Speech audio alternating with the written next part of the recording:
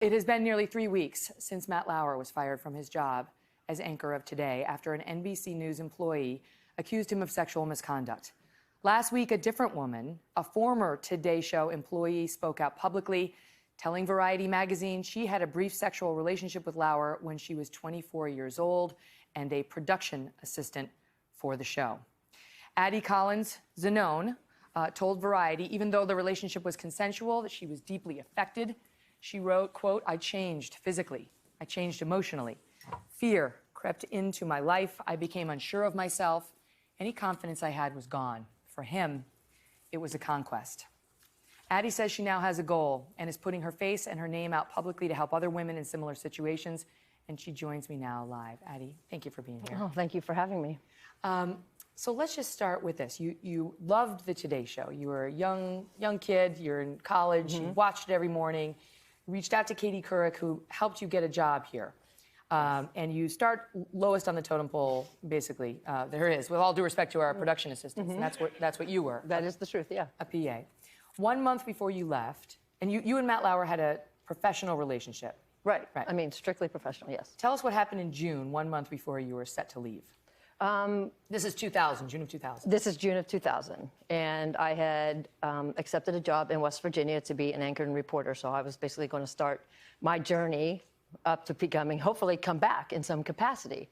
And in June of 2000, I got what it's called a top of line, which is the internal like instant messaging system for employees. And it just said, "Wow, you look great." I don't remember verbatim, but it was like, whatever you're doing with yourself or in your life is certainly agreeing with you. Just wanted to let you know. And that was from him. And I thought, well, that's nice. And what I said was, I mean, thank you so much. You know, I appreciate it. By the way, I've accepted a job in West Virginia. Can I get some advice from you before I leave? And he said, sure, anytime. And then a month went by, and I didn't really hear much from him until one day I got another message that said, okay, now you're killing me. You look great today. It's a bit tough to concentrate. And my first reaction was, is this really you? Did somebody sit down and steal your login? Because we would do that at times if someone was still logged in. And I thought it was a joke because it just seemed so flirty and yeah, just I didn't know what to do with it. I mean, I'm a PA. At the time, how old were you? I was 24. And how old was he? My age now, almost. I think he might have been like 41, 42. He was the anchor of the Today Show. Oh yeah, he was Matt Lauer. He was married. Yes. Okay. So what happened next? Well, I just said, is this somebody stealing my login? And he said, no, it's actually me. And in the previous message, he said, I hope you don't take me to personnel for saying this. So there was some sort of from him knowing that this is crossing a boundary. And from there, I just said, well, okay, this isn't someone stealing my login. As you know, I'm leaving.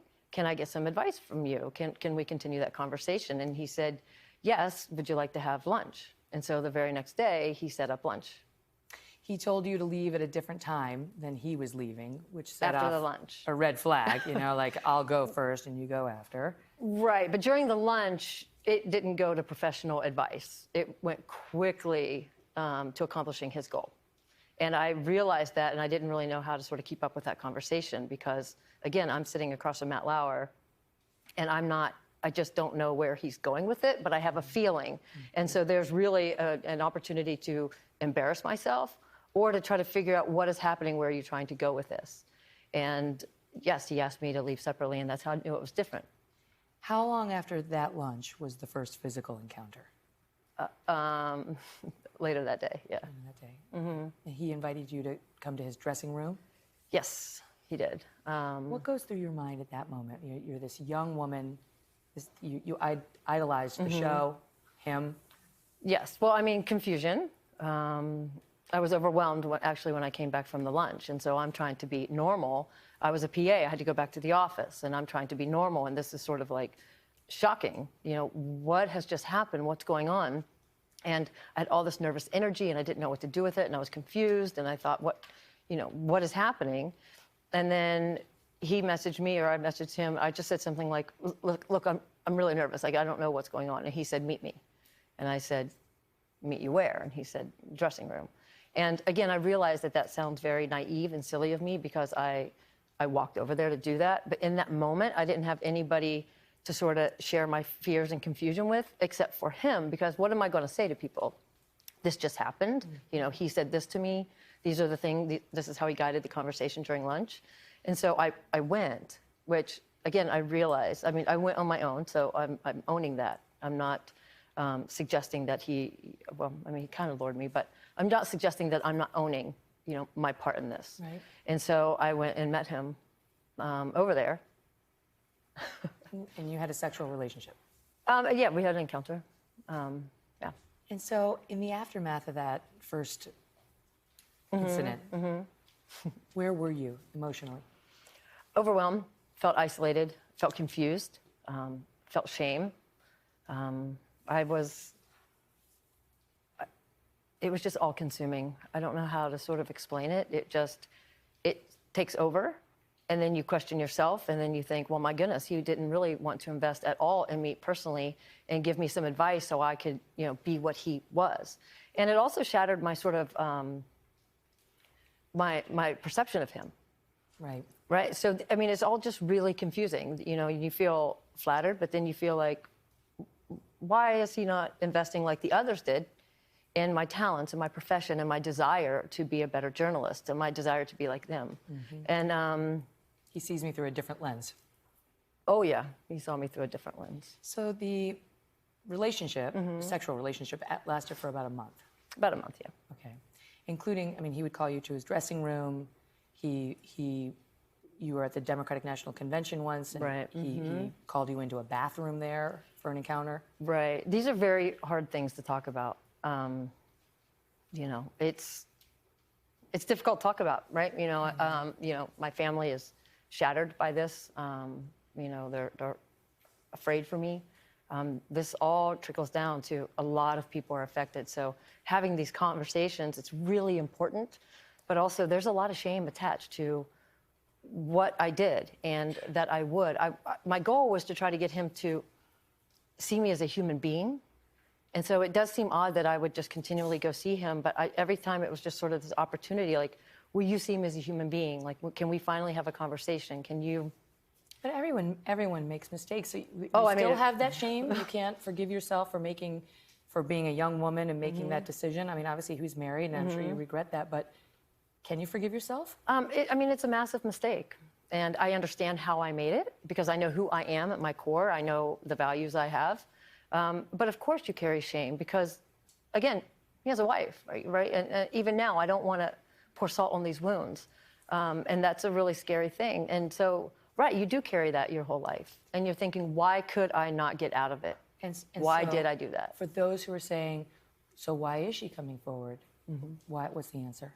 Well, I'm coming forward, number one, because I've carried this for 17 years. And I've carried it almost exclusively on my own. And media outlets have come to me over those 17 years because he's been in the tabloids. And I have consistently said no comment or not giving them anything. So I've pushed this away on my own. You've been offered money for your story, which you've rejected. Yes, I have been offered thousands of dollars for my story. And I want no part in that. Over the years. Over the years, right. And even just recently. And I'm not. I meant to clarify, not by us. No.